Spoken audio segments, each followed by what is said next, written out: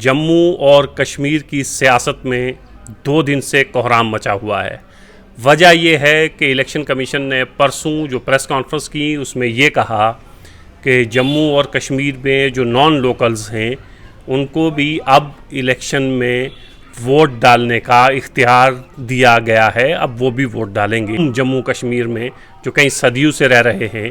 وہ اپنی مرضی کا کینڈیڈیٹ چن پائیں گے یا نہیں چن پائیں گے، چونکہ باہر کے لوگوں کے اگر ووٹ بن جاتے ہیں تو یہاں رہنے والے لوگوں کی یا ان سیاسی جماعتوں کی جنہوں نے الیکشن لڑنے ہیں ان کی کتنی حیثیت باقی رہے گی آنے والے دنوں میں۔ ایڈوکیٹ معروف صاحب اس وقت ہمارے ساتھ ہیں، جنرل سیکریٹری ہیں PDP کے، انچارج ہیں خطہ پیر پنجال کے۔ سر بہت شکریہ آپ نے وقت دیا۔ سر آپ وکیل بھی ہیں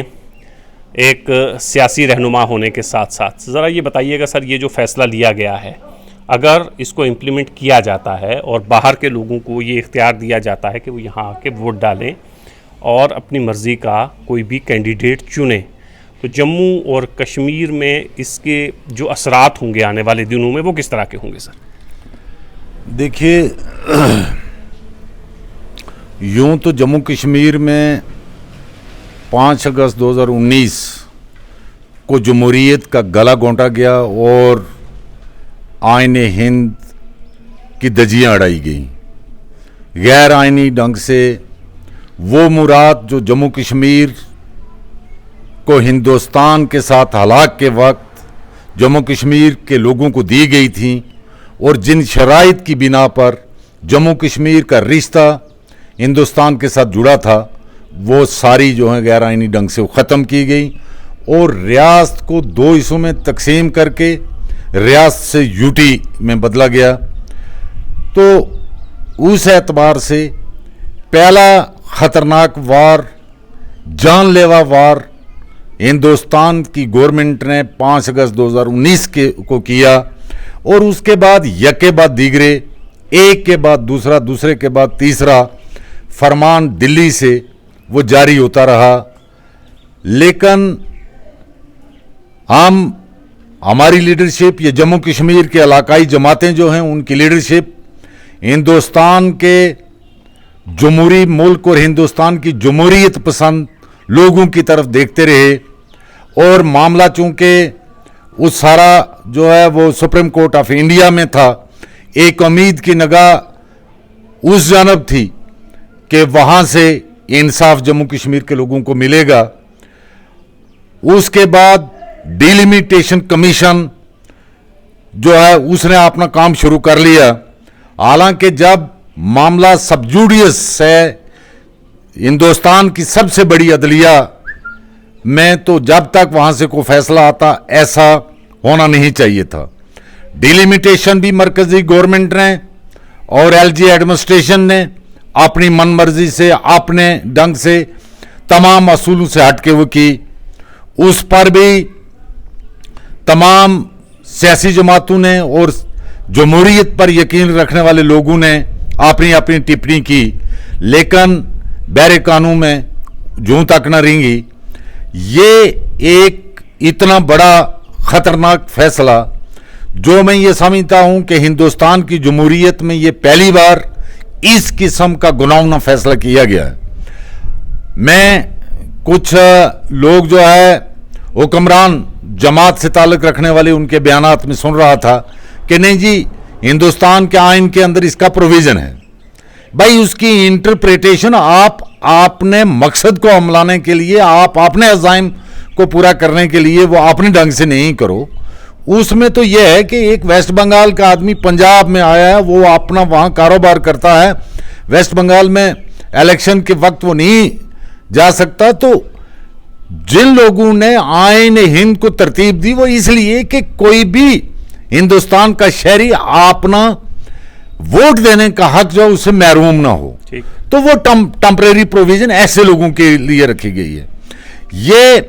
جہاں تک ہماری آرم فورسز کا تعلق ہے اس کے لیے ایک پوسٹل ووٹ کا جو ہے وہ ایک پروویژن ہے، اس کے تحت جو ہے ہمارے جموں کشمیر کے جو لوگ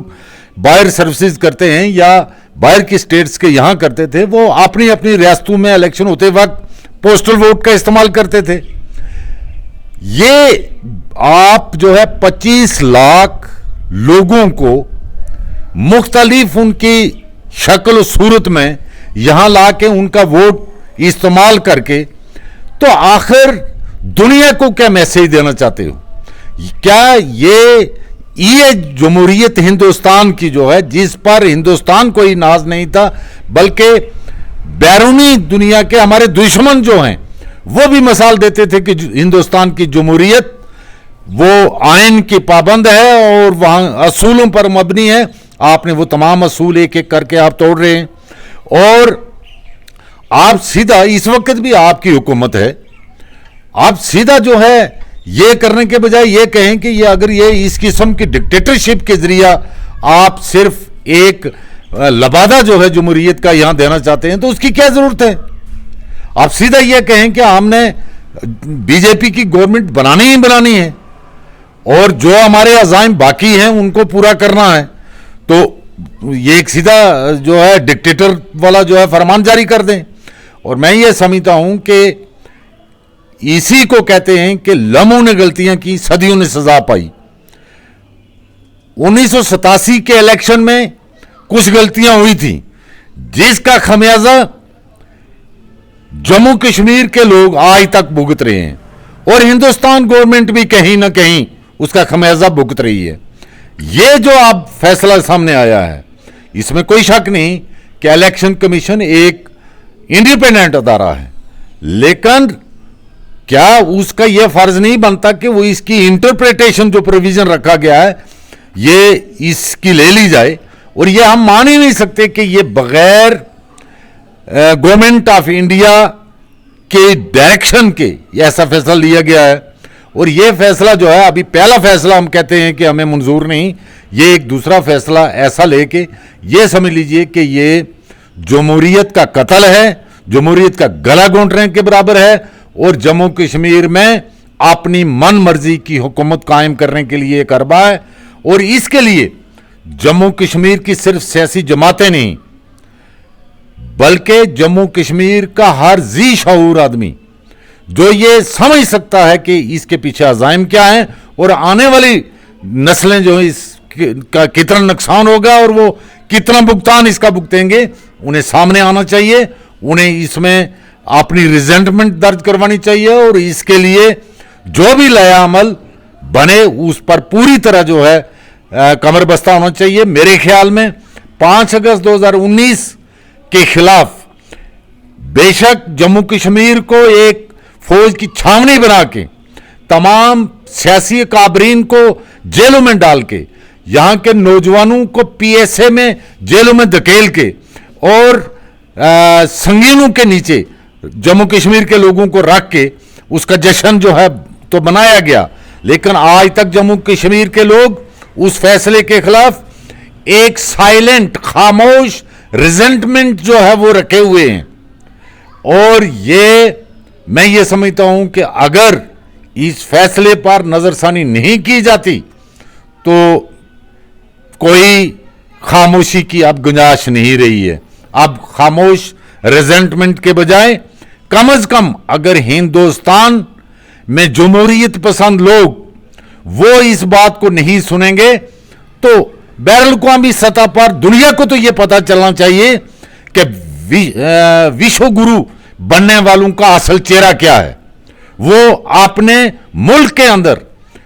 کیا جمہوریت کا کس قسم کی شکل صورت جو ہے وہ پیش کر رہے ہیں. سر آپ نے کہا کہ لمحوں نے خطا کی تھی صدیوں نے سزا پائی, تو یہ لمحوں کی خطا جو ہے اس میں کہیں نہ کہیں آپ بھی شریک ہیں. جموں اور کشمیر میں بھارتیہ جنتا پارٹی کو سत्ता میں لانے والے, سیاست کے گلیاروں میں ڈسکشن کا حصہ بنانے والے تو آپ لوگ بھی ہیں, تو معاف تو پھر آپ کو بھی نہیں کیا نہیں جانا چاہیے. میں یہ سمجھتا ہوں زمرد صاحب کہ ہمارے قائد کا جو اس وقت فیصلہ تھا وہ بالکل درست تھا. اگر وہ فیصلہ اس وقت, چونکہ انہوں نے ہی واز اے اسٹیٹس مین, انہوں نے جموں کے ووٹر کے جذبات کا احترام کیا اور جموں کشمیر کو ایک رکھنے کے لیے اور ہندوستان کے ساتھ صاف نیت سے ملک کی تعمیر و ترقی को आगे बढ़ाने के लिए और उसमें जम्मू कश्मीर को भी इस तामीर और तरक्की का हिस्सा बनाने के लिए यह फैसला किया। लेकिन आज मैं अपने लीडर के उस फैसले पर फख्र करता हूं कि अगर उस वक्त उन्होंने वो फैसला नहीं किया होता, ये हरकतें जो आज हो रही हैं ये उस वक्त होती तो वो ये कहते कि हमें जो है जमहूरियत में लोगों ने हमें एतमाद दिया था, हमें इक़्तिदार से बाहर रखा गया, इसलिए हम ये कर रहे हैं। आज वो जो है फैसला वो इस बात की तर्जमानी करता है कि जम्मू कश्मीर में पीडीपी के बानी और मौजूदा जो लीडरशिप है, हमारी जो कायद हैं, वो कितने सेकुलर हैं और जमहूरियत के कितने कदरदान हैं और जमहूरियत को कितनी वो